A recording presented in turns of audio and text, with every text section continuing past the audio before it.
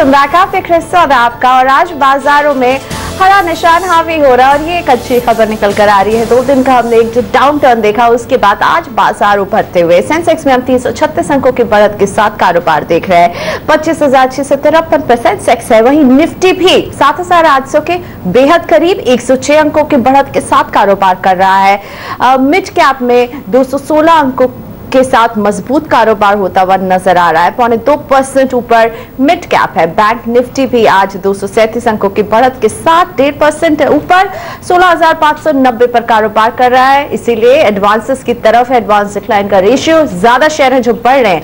1211 share हैं जो बढ़ने वाले हैं और इनके मुकाबले केवल 155 शेयर हैं जो डिक्लाइन की तरफ है। निफ्टी में देखिए Vedanta, Hindalco, Cairn India, Tata Steel सभी में तेजी के साथ कारोबार हो रहा है। Zee Entertainment, UltraTech Cement, Infosys, Yes Bank में तेजी लौटती हुई। और मेरे साथ हैं शेयरों पर सलाह देने के लिए 2 market expert, network stock broking के मानव चोपड़ा और एंजल ब्रोकिंग के मयूरेश जोशी। गुड मॉर्निंग मानव, आपसे शुरुआत करना चाहूंगी। क्या करना चाहिए आज निफ्टी में, क्या लग रहा है आपको? आज तो निफ्टी में अच्छी हम छाल देख रहे हैं सर। देखिए, शॉर्ट टर्म पर्सपेक्टिव मार्केट ने डेफिनेटली एक शॉर्ट टर्म बॉटम बना दिया है एंड जिस तरीका का कल हमने रिवर्सल देखा है मार्केट में, मार्केट का सबसे अच्छा नोट ये है कि ओवरसोल्ड लेवल्स में से आके निफ्टी ने एक बहुत अच्छा रिवर्सल दिया and yesterday market did manage to close above 7650 and आज इस तरीका का गैप अप देखा है। I think for the near term perspective as long as Nifty trades above 7700 to 7720, I think near term perspective में we are targeting 7900 और 8050 के upside targets बनते हुए दिख रहे हैं। अगर आप वीकली पर्सपेक्टिव से देखेंगे तो निफ्टी ने ऑलरेडी 1000 पॉइंट्स का करेक्टिव रैली देख लिया है, तो उसके एंटिसिपेशन में at least short term rally of 38% retracement to 50% retracement is what we are targeting and जो भी मोमेंटम इंडिकेटर्स है कहीं ना कहीं शॉर्ट टर्म में से काफ़ी ओवरसोल्ड जोन में आ गए। सो नियर टर्म में भी जो अप्रोच बन रहा है वो डेफिनेटली बाय ऑन डिप्स है। ओके, बाय ऑन डिप्स की सलाह मानव दे रहे हैं, लेकिन एंजल ब्रोकिंग के मयूरेश जोशी भी मेरे साथ है। Good morning Mayuresh. बाजार में आज हम जो बढ़त देख रहे हैं कितनी सस्टेनेबल लग रही है आपको, और ऐसे मूड में क्या करने की सलाह देंगे मयूरेश बाजार में? Morning Priyanka ji, I think clearly जो 2 फैक्टर्स की हम बात कर रहे हैं, डोमेस्टिक और ग्लोबल फैक्टर्स अभी भी आई थिंक अनसर्टेनिटी पोज करते हैं ग्लोबल मार्केट्स को। तो जो आई थिंक एक बाउंस बैक हमने देखा है, कितना सस्टेन होगा, I think that will depend on how the global events turn out. Specifically I think FOMC meet में क्या होता है, that is one key event that the market is watching out for. और जहां तक कल की बात आई थी, where India incorporation actually betting for rate cut decreases from the RBI, I think the quantum of rate cut decrease will be a very key pertinent to watch out for. तो अगर आरबीआई कुछ significant amount of rate cuts कर पाती है over the next few quarters, including a very supportive commentary, I think ये बाजार देखना चाहते हैं from a immediate short term perspective। हालांकि I think from a medium term perspective, global अनिश्चितता की वजह से I think markets can still have bouts of volatility। तो मुझे लगता है I think stock specific रहना बहुत जरूरी है markets में। I think qualitative stocks को accumulate करना on every decline that you see in the markets, I think that is very very key। तो private banks हो, top tier IT कंपनीज हो, चुनिंदा फार्मा शेयर्स हो, चुनिंदा कैपिटल गुड शेयर हो, I think उसमें निवेश किया जा सकता है, but again selectively and on declines. I think one should not get carried away कि रैली हुई है इसका मतलब हमें शेयर्स में आई थिंक निवेश करना चाहिए on an immediate basis. I think wait for declines, I think the market will give you lot of opportunities. Okay, और इसी तरह आप कह रहे हैं स्टॉक स्पेसिफिक एक्शन सही रहेगा, तो हम आपसे स्टॉक स्पेसिफिक सवाल ही पूछेंगे इस ब्रेक के बाद, क्योंकि ब्रेक के बाद सौदा आपका में हम शुरू करेंगे अपने दर्शकों के सवालों का सिलसिला, जो जानना चाहते हैं कि उन्हें अपने शेयरों में क्या करना चाहिए। और शेयरों पर सलाह देने के लिए मेरे साथ है 2 खास मेहमान, नेटवर्क स्टॉक ब्रोकिंग के मानव चोपड़ा और एंजल ब्रोकिंग के मयूरेश जोशी। सीधा रुक अपने दर्शकों के सवालों का। दीप शिखा मेरे साथ जुड़ गई है मुंबई से। नमस्ते दीप शिखा जी, बताइए कौन सा शेयर है आपके पास? Hello, good morning. Good morning ma'am, बताइए, पूछिए। मेरे पास है जस्ट डायल। मैंने 1360 पे लिए थे 300 शेयर जी, और मैं 2 साल तक रुक सकती हूँ। और दूसरा है जुबलिएंट लाइफ साइंस। ओके, और वो मैंने लिया था 192 पर। ओके, और 500 शेयर हैं आपके पास? हाँ, 500 शेयर है। और मैं जानना चाहती हूँ कि मैं जुबलिएंट लाइफ में अभी बनी रह सकती हूँ या फिर मुझे मुनाफा बुक कर लेना चाहिए, उसमें मैं लॉन्ग टर्म रुक सकती हूँ। ओके, आप लॉन्ग टर्म रुक सकते हैं। चलिए दीपशिका जी, शुक्रिया ये बताने के लिए कि दोनों में ही आपका लॉन्ग टर्म नजरिया है, लेकिन जस्ट डायल में बहुत नुकसान पर बैठी हुई है। यहाँ पर 300 शेयर है, ऑलमोस्ट 548 रुपए पर शेयर का नुकसान दीपशिका को यहाँ पर हो रहा है। मयूरेश सर, दीपशिका जी को क्या सलाह देना चाहेंगे? जस्ट डायल में भी ये 2 साल रुक सकती हैं, जुबिलेंट लाइफ में इन्हें मुनाफा हो रहा, क्या इस मुनाफे को बुक करें या फिर रुके इसमें अभी भी? तो Priyanka ji, I think clearly जहां तक जस्ट डायल का सवाल है, उनकी जो एक सब्सक्राइबर बेस है of almost 15 million which is quite well divided among SME, एक बहुत रोबस्ट डेटाबेस देता है इनको। दूसरी बात, अगर इनकी एक पेड कैंपेन्स देखें तो paid campaigns have started increasing quarter on quarter और percentage of the total campaigns, though it's a very minuscule component. मुझे लगता है I think that can create a huge amount of impetus going forward. तीसरी बात, अगर हम देखें तो उनका जो सर्च प्लस इंजन का प्लेटफॉर्म जो लॉन्च होने वाला है, that can have a significant amount of value add going over the next 4 quarters. तो 17 के बाद शायद नंबर्स थोड़े बेहतर दिखने मिले। एक नीश प्ले है just dial, I think competition है अनलिस्टेड प्लेस से, but I think it's got a very dominant share in terms of brand recall. तो मुझे लगता है आई थिंक जहां तक नंबर्स का सवाल आया था, थोड़े बहुत सबड्यूड थे। आई थिंक एबिटा मार्जिन्स, आरओईज में थोड़े कंप्रेशन देखे थे, but because the investor has a 2 to 3 year horizon, मेरे हिसाब से आई थिंक होल्ड कर सकते हैं। When it comes to Jubilant Life, I think the buying price has been extremely attractive निवेशक के लिए, इसलिए मैं सलाह यही दूंगा कि I think even though we do not have a disclaimer or coverage onto that stock, probability I think she can hold on to that. शायद मानव टेक्निकली ज्यादा अच्छी तरह से उनको बता पाए, but clearly within the pharma space I think Aurobindo Pharma is something that we still prefer. Okay, so दोनों ही आपको होल्ड लग रहा है, लेकिन हाँ एक टेक्निकल कॉल ले लेते हैं मानव से जुबिलेंट पर। मानव जी, 192 रुपए में इन्होंने खरीदा था, बहुत अच्छा मुनाफा हो रहा है दीपशिका को। यहाँ चार्ट्स पर कैसा दिखता है आपको जुबिलेंट लाइफ साइंसेज? बिल्कुल, ये in fact I will agree with Mayuresh. In fact ये स्टॉक काफ़ी अच्छा रहा है एंड अभी भी आउट परफॉर्मेंस ही इस काम देखने मिल रहे हैं। जिस तरीका का रिसेंटली एक मीडियम टर्म पर्सपेक्टिव में एक साइडवेज कंसोलिडेशन है, मुझे लगता है कहीं ना कहीं इसमें अभी भी अपसाइड आने की काफ़ी संभावना रहेगी। एंड इसमें अगर वो चाहें तो करंट लेवल्स में डेफिनेटली होल्ड करेंगे। नेक्स्ट 6 to 8 मंथ्स में हमें लगता है कि ये स्टॉक कहीं ना कहीं एक अच्छा ब्रेकआउट दे सकता है, जिसके चलते यहाँ से और 15 to 20% अपसाइड की संभावना है स्टॉक में। ओके, सो होल्ड की सलाह मानव भी दे रहे हैं दीपशिका जी आपको जुबिलेंट लाइफ साइंसेज में। राजेश खन्ना जी मेरे साथ दिल्ली से जुड़ गए। नमस्ते खन्ना साहब, बताइए सर कौन सा शेयर है आपके पास जिस पे सवाल पूछना चाहते हैं? Good morning sir, welcome. Very good morning. Well, in fact, I have purchased MRF 10 shares at 3,333 for last 2 years. Okay. So, वाह, माय गॉड, कब आपने खरीदारी की थी इसकी इस भाव पर? क्योंकि बहुत ही शानदार मुनाफा हो रहा है। वो जब लिया था वो भी आप लोगों के एडवाइस पे ही लिया था। I am thankful to hear PNB की आवाज। वाह मिस्टर खन्ना, मन कर रहा है कि इस प्रॉफिट को बुक किया जाए या अभी आप बने रहना चाहते? पैसों की जरूरत है। I once again want to take your advice. Okay, चलिए तो एमआरएफ में क्या करें मिस्टर खन्ना? 36,000 रुपए, 36,500 रुपए का मुनाफा। मैं तो, मुझे लगता है मैं रहती तो शायद जल्दी से प्रॉफिट बुक कर लेती मयूरेश, लेकिन आप क्या राजेश जी को देंगे? बहुत पेशेंटली उन्होंने इंतजार किया है, 3,333 रुपए पर खरीदा है, अब देखिए कहाँ आ गया है। क्या सलाह देना चाहेंगे एमआरएफ पर? प्रियंका जी, पहले तो खन्ना साहब को बहुत बहुत बधाई। और जहां तक लॉन्ग टर्म इन्वेस्टिंग का एक फ्रूटफुल गेन्स होते हैं, ये बहुत ही क्लियर इंडिकेशन है इनकी पेशेंस का।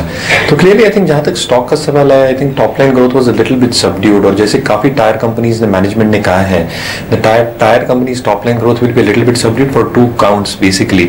एक, आई थिंक जैसे ओईएम डिमांड थोड़ी एंड ग्रेजुअली रिकवर हो रही है, इसलिए आई थिंक उसमें थोड़ी दिक्कतें हो सकती है। और दूसरा, आई थिंक जो चाइनीज इंपोर्ट्स आ रहे हैं, that can have a significant amount of stake at least on the replacement market. तो मुझे लगता है I think even though you have seen sharp correction in raw material prices, top line growth थोड़ी सी subdued रहेगी।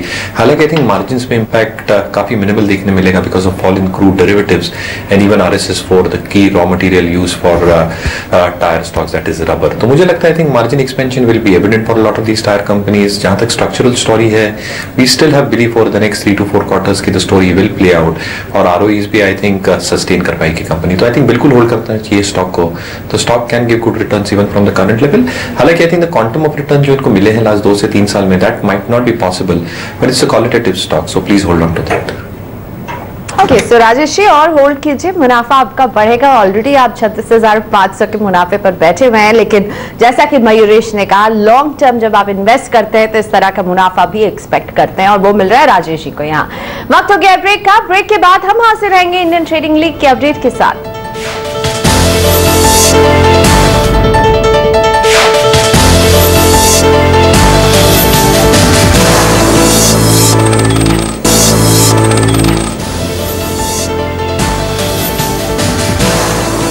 आप देख रहे हैं सौदा आपका, बाजारों पर एक नजर डालते हैं। सुबह से ही हम देख रहे हैं बढ़त के साथ कारोबार हो रहा है और ये बढ़त का दौर अभी भी जारी है। सेंसेक्स में हम करीब 263 अंकों की बढ़त के साथ कारोबार होते हुए देख रहे हैं। निफ्टी में भी मजबूती है। मिड कैप और बैंक निफ्टी भी आज बाजारों को सपोर्ट कर रहे हैं और इसलिए एडवांस डिक्लाइन रेशियो फिलहाल एडवांसेस की तरफ है। अब बात करते हैं अपने दर्शकों से जो जुड़ते हैं सौदा आपका के प्लेटफॉर्म से और समझते हैं कि उन्हें अपने शेयरों में क्या करना चाहिए। मेरे साथ मनोज जी हैं धनबाद से। नमस्ते मनोज जी, पूछिए अपना सवाल। नमस्कार मैम, मेरे पास आरईसी के 200 शेयर 291 रुपए के भाव से और टीवीएस मोटर का 200 शेयर 286 रुपए के भाव में है और ये गिर गया है। इनको क्या करना चाहिए? अभी कुछ इसमें और एवरेज करना चाहिए या अभी रुकना चाहिए? ओके, तो आरईसी के 200 शेयर है जिसमें 44 रुपए 90 पैसे पर शेयर का नुकसान हो रहा है। टीवीएस मोटर भी मनोज जी के पास है, 200 शेयर 286 रुपए इनकी खरीद का भाव रहा है। मानव, आपसे समझना चाहूंगी, टीवीएस मोटर में भी इन्हें 64 रुपए का नुकसान पर शेयर उठाना पड़ रहा है। दोनों ही शेयर में नुकसान में बैठे हैं, लेकिन ये जो प्राइस पॉइंट दोनों शेयर का भी मौजूद है, क्या इसमें एवरेज करना चाहिए? चार्ट्स पर कैसा दिख रहा है आपको टीवीएस मोटर और आरईसी? देखिए, medium term to long term perspective दोनों स्टॉक्स ठीक ही है, इसमें कोई प्रॉब्लम नहीं है। इनफैक्ट टीसीएस की पहले बात करें तो स्टॉक ऑलरेडी इसका जो रीसेंट पीक था वो था 322, वहाँ से already stock is down by 30-35% and near term perspective भी मुझे नहीं लगता स्टॉक यहाँ से ज़्यादा। इनफैक्ट जो रिसेंटली बॉटम बना है टीवीएस मोटर्स में 200 और 205 के आसपास, मुझे लगता है नियर टर्म पर्सपेक्टिव के लिए कि एक अच्छा बॉटम है। बट अगर सपोज इनका जो कॉस्ट प्राइस 286 का है, मेरे हिसाब से डेफिनेटली उन्हें ये लेवल में एक फेज मैनर में एवरेज आउट करना चाहिए, not everything at a go. May be 1-2 महीने में अगर उन्हें लोअर लेवल्स में 200 और 210 का एक बैंड बना सकते हैं, लोअर लेवल्स में ये भी रेट्स आए तो डेफिनेटली एक लेना चाहिए। मीडियम टर्म पर्सपेक्टिव में हमारा टीवीएस मोटर्स में ऑन दी अपसाइड 270-280 के टारगेट्स है जो पॉसिबली नेक्स्ट 6 to 8 मंथ्स में आने की संभावना है, बिकॉज जो इसके पैरामीटर्स हैं on the high time frame charts काफ़ी अच्छे ओवरसोल्ड लेवल्स में आ चुके हैं एंड स्टॉक इसके पहले हिस्टोरिक एक बहुत अच्छी अप ट्रेंड में रहा है। So this decline is just corrective in nature. REC की बात की जाए तो लास्ट अगर हम 1 साल का चार्ट देखेंगे तो काफ़ी रेंज बाउंड रेंज में रहा है एंड लोअर साइड में 230-232 इसके एक स्ट्रॉन्ग सपोर्ट रहे हैं, वहाँ से स्टॉक ने ऑफ एंड बाउंस बैक दिया है। मैं कहना चाहूँगा कि आरईसी में शॉर्ट टर्म पर्सपेक्टिव का व्यू बना के चले तो अच्छा रहेगा। अगर ये करंट प्राइस में एवरेज करते हैं, यहाँ से हमें एक शॉर्ट टर्म बाउंस लगता है स्टॉक में जो 275-280 तक जाएगा, कहीं ना कहीं इनका कॉस्ट प्राइस रिड्यूस हो जाएगा एंड एट हाई लेवल्स में मैं उन्हें संकेत दूंगा कि एटलीस्ट प्रॉफिट बुक करके अपना जो इनका स्टैंडिंग लॉन्ग पोजीशन रहेगा उसको रिड्यूस करें। But also I would like to add कि अगर आरईसी में से या कोई स्टॉक में से नया एग्जिट मिले तो at these levels stock like ICICI Bank लेना चाहिए, बिकॉज कहीं ना कहीं यहाँ से मीडियम टर्म पर्सपेक्टिव आउटलुक काफ़ी अच्छा लग रहा है एंड ऐसे स्टॉक्स में for the medium term to long term perspective risk reward ratio भी बहुत फेवरेबल है। और आज एक कैबिनेट की एक अहम बैठक, इस पर और ज्यादा जानकारी देने के लिए मेरे साथ जुड़ रहे हैं दिल्ली ब्यूरो चीफ लक्ष्मण रॉय। लक्ष्मण, आज के कैबिनेट के एजेंडे में क्या क्या है? वैसे गोल्ड मोनेटाइजेशन स्कीम और गोल्ड बॉन्ड को लेकर भी फैसला आ सकता है इस कैबिनेट में? जी बिल्कुल, आपने सही कहा कि अभी कैबिनेट की बैठक शुरू हो चुकी है। करीब 1.5 घंटे तक कैबिनेट की बैठक चलेगी और गोल्ड को लेकर के 3 बड़े फैसले आ सकते हैं। सबसे पहला फैसला होगा गोल्ड मोनेटाइजेशन स्कीम, जिसको जीएमएस कहते हैं। इस स्कीम के तहत अगर आपके पास सोने के सिक्के हैं, गोल्ड बार है, ऐसी कोई सोने की ईंट है, तो आप उसको जमा करा सकते हैं। उसके एवज में आपको जैसे फिक्स डिपॉजिट और म्यूचुअल फंड के सर्टिफिकेट दिए जाते हैं, आपको सर्टिफिकेट दिया जाएगा। आप 5 साल बाद उस सर्टिफिकेट को चाहे तो इनकैश करा सकते हैं। उस वक्त देखा जाए कि जब आपने गोल्ड जमा कराया था उस वक्त सोने की कीमत क्या थी और आज सोने की कीमत क्या है, और आज की सोने की कीमत के हिसाब से आपको पैसा दिया जाएगा। उसके ऊपर 2.5% का ब्याज भी दिया जाएगा। और इस स्कीम की सबसे बड़ी खासियत यह है कि मान लिया जाए जब आपने गोल्ड जमा कराया उस वक्त सोने की कीमत ज्यादा थी और आज सोने की कीमत कम हो गई है, तो गिरी हुई सोने की कीमत की भरपाई आपको नहीं करनी पड़ेगी, आपको इसका नुकसान नहीं झेलना पड़ेगा। यह सरकार खुद अपने फंड से इसका नुकसान झेलेगी। यानी सोने की कीमत गिर गई है तब भी आपको उस वक्त सोने की कीमत के हिसाब से आपको पैसा भी दिया जाएगा और 2.5% का इंटरेस्ट भी दिया जाएगा। दूसरी स्कीम जो है वो गोल्ड डिपॉजिट स्कीम जो अभी चल रही है उसको बदला जाएगा। नई गोल्ड डिपॉजिट स्कीम लाने का प्रावधान है। उसमें यह किया जा रहा है कि आप सोने के ज्वेलरी भी जमा कर सकते हैं, सोने के सिक्के भी जमा कर सकते हैं। आपको कम से कम 1.5% का आपको यहाँ पे ब्याज मिलेगा बैंकों की तरफ से। बैंक चाहे तो इससे ज्यादा दे सकते हैं, लेकिन आप जो ज्वेलरी जमा करेंगे वही ज्वेलरी आपको वापस नहीं मिलेगा। जब आप वापस लेने जाएंगे तो आप या तो कैश ले सकते हैं या फिर उस ज्वेलरी के बराबर के सोने ले सकते हैं। तीसरा है गोल्ड बॉन्ड को लेकर के 15,000 करोड़ रुपए का सरकार गोल्ड बॉन्ड जारी करने का ऐलान किया था बजट में। उसके प्रस्ताव को मंजूरी मिल जाएगी। इस गोल्ड बॉन्ड के तहत आप सोने के ईंट, सोने के सिक्के में आप इन्वेस्ट करने के बजाय आप गोल्ड बॉन्ड ले सकते हैं। उस गोल्ड बॉन्ड पर आपको 2.5% इस गवर्नमेंट सिक्योरिटीज के हिसाब से ब्याज दर मिलेगा। तो गोल्ड को लेकर ये 3 बड़े फैसले कैबिनेट की बैठक में होने की संभावना है। साथ ही में स्पेक्ट्रम ट्रेडिंग को लेकर भी कैबिनेट बातचीत कर सकती है लक्ष्मण। जी, स्पेक्ट्रम ट्रेडिंग काफी लंबे समय से इंतजार था, इसको आज मंजूरी मिलने की संभावना है। इसका मतलब ये होगा कि एक सर्कल में किसी टेलीकॉम ऑपरेटर के पास स्पेक्ट्रम उसके इस्तेमाल से ज्यादा है, सरप्लस है, वो टेलीकॉम ऑपरेटर अपने स्पेक्ट्रम को दूसरे टेलीकॉम ऑपरेटर को दे सकता है, उसकी ट्रेडिंग कर सकता है। उसके एवज में कुछ टैक्स कुछ चुकाने होंगे, ये बात अलग है। लेकिन इसका सबसे बड़ा फायदा जो माना जा रहा है वो ये है कि कॉल ड्रॉप को रोकने के लिए ये एक बड़ा कदम होगा। स्पेक्ट्रम की किल्लत दूर हो जाएगी। दूसरा बड़ा फैसला मैन्युफैक्चरिंग सेक्टर के लिए होगा। भारत में जो भी मैन्युफैक्चरिंग यूनिट्स लगेगी, चाहे विदेशी कंपनियां लगाएं, विदेशी पैसे से लगाएं या फिर घरेलू कंपनियां घरेलू पैसे से लगाएं, वहां से बनने वाले जो भी प्रोडक्ट होगा वो कंपनी सीधे उसे ई कॉमर्स के जरिए बेच सकेंगे। इस प्रस्ताव को मंजूरी मिलने की संभावना है। यानी किसी थर्ड पार्टी, किसी ई कॉमर्स कंपनियों का सहारा नहीं लेना होगा अपने प्रोडक्ट को बेचने के लिए। तीसरा जो मार्केट के लिहाज से काफी अहम प्रस्ताव है वह व्हाइट लेवल एटीएम में 100% विदेशी निवेश ऑटोमेटिक रूट से मंजूरी दी जाने की संभावना है। व्हाइट लेवल एटीएम वो होता है जिसके तहत वो बैंक तो नहीं चलाती हैं, लेकिन दूसरी जो नॉन बैंकिंग कंपनियां हैं वो जगह जगह एटीएम लगाती हैं, अलग अलग बैंकों से करार करती हैं और उस कंपनियों में 100% विदेशी निवेश डायरेक्ट रूट से आएगा। किसी से मंजूरी के बगैर वो 100% विदेशी निवेश ला सकता है। इसका सबसे बड़ा फायदा प्रधानमंत्री जनधन योजना के तहत मिलने की संभावना है। गांव-गांव, घर-घर अपने एटीएम कार्ड तो पहुंचा दिया, लेकिन एटीएम आसपास कहीं नहीं दिखता है। छोटे शहरों में, छोटे कस्बों में एटीएम लगाया जा सके, इसके लिए यह कदम काफी कारगर माना जा रहा है। शुक्रिया लक्ष्मण इस पूरे अपडेट के लिए। तो इस कैबिनेट की बैठक पर नजर बनाए हुए हैं लक्ष्मण रॉय। कुछ अहम फैसले आज कैबिनेट के एजेंडे में शामिल हैं। गोल्ड मोनेटाइजेशन, गोल्ड बॉन्ड पर फैसला आ सकता है, स्पेक्ट्रम ट्रेडिंग को लेकर के फैसला आ सकता है और साथ ही व्हाइट लेवल एटीएम में एफडीआई को मंजूरी दी जा सकती है, इस पर भी फैसला आ सकता है। तो कैबिनेट से जुड़ी ताजा जानकारी हम आपको देते रहेंगे, लेकिन फिलहाल वक्त है ब्रेक का। सौदा आपका में हम अभी हाजिर हो रहे हैं छोटा सा ब्रेक लेकर।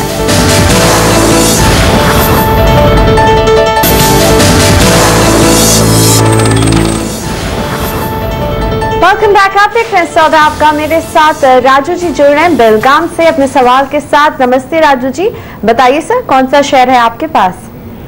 हमने रेणुका शेयर लिया था और अभी वो 2000 है, वो 22 के एवरेज पर है अभी। ओके, अभी तो ये 730 पर चल रहा है, लेकिन अभी क्या कर सकते हैं? उसको होल्डिंग कर सकते हैं क्या, फिर ऐड कर सकते, टॉप अप कर सकते हैं? हाँ, 14 रुपए 63 पैसे पर शेयर आपको यहाँ पर नुकसान भी हो रहा है श्री रेणुका में। समझ रहे मानव जी से। मानव, रेणुका शुगर आपको कैसा दिखता है चार्ट्स पर? क्या सलाह देंगे, क्या करने की? नुकसान पर बैठे हुए हैं यहाँ पे राजू जी। देखिए, ये स्टॉक में एक्चुअली मीडियम टर्म आउटलुक भी अगर लेना चाहे तो नहीं लेने का कोई मतलब नहीं, बिकॉज स्टॉक का जिस तरह का हमने परफॉर्मेंस देखा है इन लास्ट 2 और 3 years, it has been a complete underperformance stock and कहीं ना कहीं स्टॉक ने मार्केट के हिसाब से कोई मूवमेंट दी नहीं है। एंड जो भी हमने बाउंस देखे स्टॉक में, it has been completely a dead cat bounce. I think it's time that he should definitely negate this stock. इसको डेफिनेटली बेच के कोई अच्छे साउंड अच्छी कोई कंपनी में डाले। जो अभी भी आप देखेंगे तो काफ़ी अच्छे हमें लार्ज कैप स्टॉक्स भी बहुत अच्छे अट्रैक्टिव लेवल में मिल रहे हैं and he should forget and definitely ये स्टॉक में से एग्जिट करे ये लेवल्स में। जैसे मैंने भी मेंशन किया था इसके पहले, stocks like ICICI bank, SBI उन्हें जिस लेवल्स पे मिल रहा है जो ऑलरेडी पीक से 20-30% डिक्लाइन हो चुके हैं और एट दीज लेवल जिसका रिस्क रिवॉर्ड रेशियो अच्छा है। So I think for the medium term long term perspective अगर वो कोई अच्छे लार्ज कैप स्टॉक्स में ये लेवल में निवेश करेंगे तो कहीं ना कहीं आगे जाके उनका कंफर्ट लेवल भी आएगा एंड इनका जो पोर्टफोलियो स्ट्रक्चर है कहीं ना कहीं सुधरने की संभावना रहेगी। ओके, और अब बात करते हैं हिमेश से, वडोदरा से जुड़ के हैं मेरे साथ। हिमेश जी नमस्ते, बहुत स्वागत है आपका सौदा आपका में। बताइए सर कौन सा शेयर है आपके पास? सर मैडम नेशनल एल्यूमिनियम है मेरे पास, 1039.60 के रेट से है, तो इसमें अभी होल्ड करूँ या नेशनल एल्यूमिनियम नेल्को? ओके, तो आपने ट्रेडिंग के लिए लिया था नाल्को? ट्रेडिंग के लिए लिया था, फिर मैंने डिलीवरी ले ली और 6 महीने में वेट कर सकता हूँ, क्या ऊपर आ जाएगा? ओके, तो 4 रुपए 55 पैसे के नुकसान पर बैठे हुए हैं। 39 के भाव पर खरीदा था, 39 के लेवल का इंतजार है इन्हें मानव। क्या लगता है आपको चार्ट्स पर नाल्को में ये 39 का लेवल, इनका जो एक टाइम फ्रेम है 6 महीने का, आ सकता है? और क्या करने की सलाह देंगे नाल्को में आप? जी बिल्कुल, आई think for the short term perspective में जिस तरीका का बाउंस हमने देखा है ये स्टॉक में कहीं ना कहीं ये bounce may go on close to the levels of 38-39 का उनका जो एक्चुअल कॉस्ट लेवल है। आई डोंट थिंक उधर तक इमीडिएटली आने की संभावना दिख रही है because stock already is up by at least 15% from its recent lows and जिस तरीका का हमने ओवरऑल फॉर्मेशन देखा है स्टॉक में कहीं ना कहीं एक लोअर हाई फॉर्मेशंस बन रहे हैं। तो इसके पहले जो हाई बना था एक 44 के बाद 40 बना है, इमीडिएटली मुझे नहीं लगता 39 बनेगा, 37 के आसपास आके ये स्टॉक रुक सकता है। तो एटलीस्ट शॉर्ट टर्म पर्सपेक्टिव में 37 और 39 का विंडो वो बना सकते हैं चाहे तो। 37 के आसपास एक बार अपना स्टॉक को ऑफलोड करना चालू कीजिए बिकॉज मीडियम टर्म पर्सपेक्टिव का भी इसका जो ओवरऑल फॉर्मेशन है वीक है एंड देखना पड़ेगा कि अपसाइड में जो सेलिंग प्रेशर है कहीं ना कहीं 37-38 के बैंड में आने की संभावना रहेगी। ओके, सो वॉच आउट कीजिए इन लेवल्स के लिए। और अब बात करते हैं अरविंद जी से, दिल्ली से जुड़ गए हैं हमारे साथ। नमस्ते अरविंद जी, बताइए सर कौन सा शेयर है आपके पास? मैम मेरे पास गति है, 200 रुपए के रेट पे 1000 शेयर है। ओके, और आपको 66 रुपए 15 पैसे पर शेयर नुकसान यहाँ पर उठाना पड़ रहा है अरविंद जी। और अगर मैं चाहता हूँ कि मैं जैसे 2000 और ऐड करूँ 6 से 8 महीने के टाइम ओरिजिन के लिए। ओके, 6 से 8 महीने का टाइम होराइजन है अरविंद जी का। आप मानव क्या ऐड करना चाहिए गति को और इन लेवल्स पर? 133 रुपए के आसपास है गति, क्या ऐड करना सही कदम रहेगा गति को अभी? देखिए अगर लॉन्ग टर्म पर्सपेक्टिव का अगर उनका जो आउटलुक रहेगा तो डेफिनेटली आई थिंक ये लेवल में थोड़ा बहुत वो चाहे रिस्क ले सकते हैं बट इनको ये ध्यान में रखना पड़ेगा कि ये स्टॉक अगर ये करंट लेवल्स में लेंगे तो अपसाइड में अगर जो भी रिबाउंड रैली आएगी तो एटलीस्ट 175 और 170 का जो बैंड है वहाँ पे स्टिफ रेजिस्टेंस रहेगा कहीं ना कहीं बिकॉज वो लॉन्ग टर्म एवरेजेस के आसपास आके कंसोलिडेशन के ऊपर इमीडिएटली जा नहीं सकता है। एक एडवांटेज यही है गति में कि जिस तरह का हमने डिक्लाइन लास्ट एक साल में देखा है, stock has already plunged over 40% from its recent highs and medium term to long term में काफ़ी इंडिकेटर्स ओवरसोल्ड जोन में आ चुके हैं एंड लोअर साइड में 110 to 115 का एक पोजिशनल स्टॉप लॉस लगा के चलें तो उनका जो ओवरऑल रिस्क रहेगा वो काफ़ी लिमिटेड हो सकता है in that case. But upside 175 के ऊपर ज़्यादा लालच नहीं करे बट अपसाइड में प्रॉफिट बुकिंग करने का संकेत तो डेफिनेटली करना ही चाहिए। और आशीष जी से बात करते हैं। आशीष सोनी हमारे साथ हैं पुणे से। नमस्ते आशीष जी, बताइए कौन सा शेयर है आपके पास? मैम अनंतराज स्टॉक है मेरे पास 500 क्वांटिटी 41 के रेट से। ओके, अनंतराज 41 के रेट पे लिया, नुकसान हो रहा है आपको? हाँ, तो ये मतलब होल्ड करना चाहिए, एग्जिट करना चाहिए। और मैम मैं 1 लाख रुपए की इन्वेस्टमेंट करना चाहता हूँ लॉन्ग टर्म के लिए। ओके, सो आशीष सोनी जी पहले तो अनंतराज में बैठे हुए हैं 8 रुपए 35 पैसे पर शेयर के नुकसान पर भी। मयूरेश सर, अनंतराज के 500 शेयर हैं इनके पास, इसमें क्या सलाह देंगे आप आशीष जी को? और साथ ही में 1 लाख का निवेश लंबी अवधि के लिए, तो कुछ अपने पिक्स बताइए इन्हें। सो क्लियरली जहाँ तक अनंतराज का सवाल है, आई थिंक रियल एस्टेट से मैं दूर ही रहा हूँ for the past so many quarters और मुझे लगता है आई थिंक जहाँ तक विजिबिलिटी का सवाल आता है in terms of how cash flows will pan out, commercial हो या रेजिडेंशियल हो, आई थिंक दोनों सेगमेंट्स में आई थिंक दिक्कत ही लग रही है in terms of how the inventory buildup has happened and sales not taking place. तो मुझे मुझे लगता है आई थिंक अल्टीमेट इन्वेस्टमेंट्स अगर आप रियल एस्टेट को चाहते हैं तो I been time and again saying कि NBFCs housing finance companies like LIC housing can be looked at. जहां तक इनका एक कोर पोर्टफोलियो का सवाल है, when is planning to invest $1 lakh I think एक स्टैगर्ड वे में इन्वेस्ट करना चाहिए पीरियोडिक लेवल्स पे, क्योंकि जैसे ग्लोबल अनसर्टेनिटी की हम बात कर रहे हैं that can create huge amount of volatility. तो मुझे लगता है अगर you can invest around 20-25% on declines and not at the current level in private sector banks like Axis, ICICI, ये काफी पसंद आ रहे हैं हमें। I think valuations have become extremely attractive at this point of time. Top tier IT names में अगर invest करते हैं कंपनीज लाइक इन्फोसिस और HCL टेक, हमें लगता है वहाँ पे जो कांस्टेंट करेंसी ग्रोथ होगी रुपये और डॉलर टर्म्स में that can be quite significant over the next 3 to 4 quarters. चुनिंदा फार्मा शेयर, Sun Pharma, Aurobindo Pharma is where we are finding good value, क्योंकि काफी फार्मा शेयर्स के वैल्यूएशंस काफी पीक्ड आउट हो चुके हैं in our opinion. But Sun और Aurobindo in our opinion still has some legs to गो।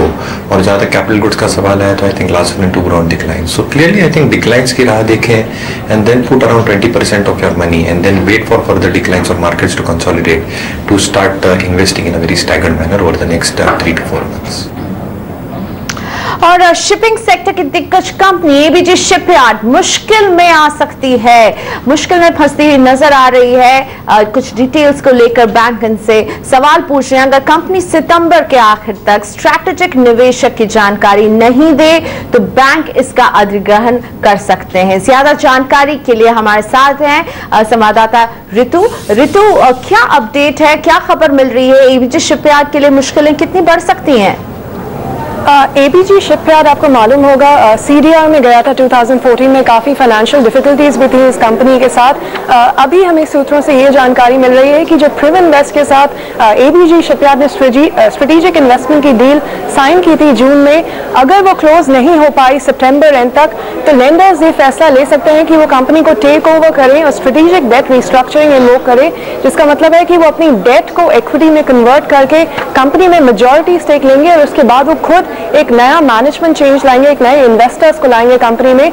हमें मालूम है कि एबीजी शिपयार्ड का सीडीआर के बाद भी जिसमें उन्हें 2 साल का मॉरेटोरियम मिला था, एडिशनल वर्किंग कैपिटल भी प्रोवाइड की गई थी, उसके बाद भी एबीजी शिपयार्ड कई बैंक्स में एनपीए बन चुका है, which is a bad loan. ICICI bank, bank of Baroda, जो मिस्टर दत्ता ने हमें अभी बताया एबीजी शिपयार्ड से, पंजाब नेशनल बैंक, इन बैंक्स के लिए ये अकाउंट एनपीए बन चुका है। और काफी अधिकतर बड़े बैंक जो है स्टेट बैंक ऑफ इंडिया और आईडीबीआई बैंक, उसमें भी ये स्ट्रेस्ड एसेट अकाउंट है, स्टैंडर्ड है, अभी एनपीए नहीं हुआ है, बट पेमेंट में डिफिकल्टीज के आने के कारण वो स्पेशल मेंशन अकाउंट कैटेगरी में आ चुका है।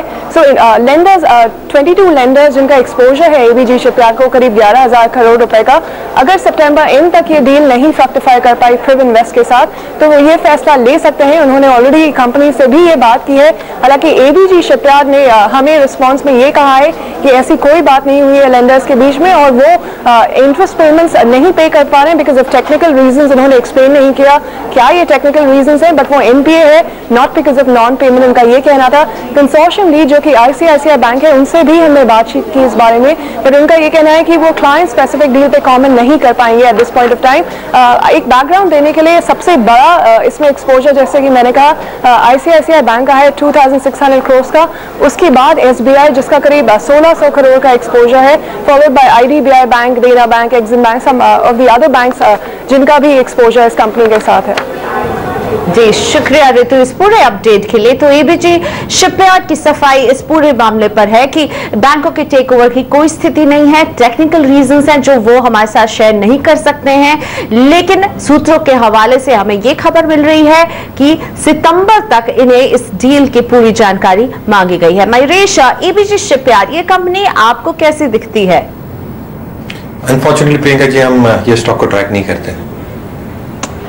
ओके, सो एबीजी शिपयार्ड से जुड़ी अहम खबर निकल कर आ रही थी जिस पर कंपनी की ये भी सफाई आई है सामने कि कोई भी ऐसी स्थिति नहीं है कि टेक ओवर किया जाए, लेकिन जो हमें अपने सूत्रों के हवालों से खबर मिल रही है उसके मुताबिक सितंबर तक इसे अपने स्ट्रैटेजिक निवेश की सारी डिटेल शेयर करनी है बैंक के साथ। अब वक्त हो गया ब्रेक का, ब्रेक के बाद शेयरों पर सवाल जवाब के सिलसिले को आगे बढ़ाएंगे। मेरे साथ जुड़ रहे हैं कानपुर से देवांशु, जो जानना चाहते हैं कि उन्हें अपने शेयर्स में क्या करना चाहिए। देवांशु नमस्ते, पहले तो ये बताइए कौन से शेयर्स हैं आपके पास? हाँ मैडम नमस्ते। मैम मेरे पास 100 शेयर्स मैंने 250 के रेट पे एसबीआई के लिए रखे हैं और 10 शेयर 1680 के रेट पे एलएनटी के लिए रखे हैं। और मैं लॉन्ग टर्म इन्वेस्टर हूँ मैम। जी, और एसबीआई में हम देख सकते हैं आपको अभी 19 रुपए 40 पैसे का यहाँ पर नुकसान उठाना पड़ रहा है। एलएनटी के आपने बताया 10 शेयर 1680 के भाव पर लिया है और नजरिया लंबे समय का है देवांशु का। तो मयूरेश जी, एसबीआई और एलएनटी ये दोनों कंपनियां आपको कैसे दिखती हैं? एलएनटी में अभी इन्हें नुकसान ही फिलहाल हो रहा है पर नजरिया लंबे समय का है, तो क्या सलाह देंगे इन पर? क्योंकि लंबे समय के निवेशक है, मुझे लगता है कि बिल्कुल दोनों स्टॉक्स में होल्ड करना चाहिए। क्वालिटेटिव पेडिग्री स्टॉक्स हैं और कहाँ ना कहाँ I think because of market conditions you seen sharp correction specifically in the case of state bank of India. But मुझे लगता है I think it is one of the better place banks. PSU universe में capital adequacy काफी strong है, Kasa ratio इनका काफी अच्छा है और जैसे आई थिंक बैंक की मैनेजमेंट इंडिकेट कर रही है, I think they have got a grip on how the restructured book will also look like in terms of fresh slippages also. I think the management has given good indication कि वो control में लाएंगे। तो मुझे लगता है I think on a price to book basis private sector के काफी डिस्काउंट में ट्रेड करता है तो एसबीआई बिल्कुल होल्ड करना चाहिए। सिमिलरली एलएनटी की अगर हम बात करें तो very very good order book जिसकी वजह से रेवेन्यू विजिबिलिटी आती है अगले 2 से 3 सालों के लिए। Hydrocarbons business has done exceedingly well in the last quarter. थोड़े एग्जीक्यूशन इश्यूज प्रॉब्ली थे in the other segments like engineering, heavy engineering specifically. But मुझे लगता है I think with market conditions improving, capex cycle turning back, the execution cycle should also improve. और अगर हम एक SOTP valuation ले of the other subsidiaries including its real estate arm, infotech arm, उनके अगर एलटी फाइनेंस में 20% की holding company discount भी लगा है तो मुझे लगता है sufficient upside for the stock. तो आई थिंक पेशेंस रखें, लॉन्ग टर्म के हिसाब से देखें around 12 to 15 months both the stocks will give you good returns. और इसी के साथ मयूरेश जी, धन्यवाद हमारे वक्त निकालने के लिए। आपसे इजाजत लेने का वक्त हो गया है। आज के लिए कोई डिस्क्लोजर साहब? प्रियंका जी, जो भी स्टॉक्स की हमने चर्चा की मेरी पर्सनल होल्डिंग तो है नहीं, लेकिन ये सारे स्टॉक्स हमने हमारे क्लाइंट्स के साथ डिस्कस किए। तो मयूरेश जोशी हमारे साथ जुड़े हुए थे, आपको अपने शेयरों पर सलाह दे रहे थे। वक्त हो गया ब्रेक का यहीं पर और ब्रेक के बाद हम लेकर आएंगे मानव चोपड़ा की फटाफट सलाह स्टॉक्स फटाफट में।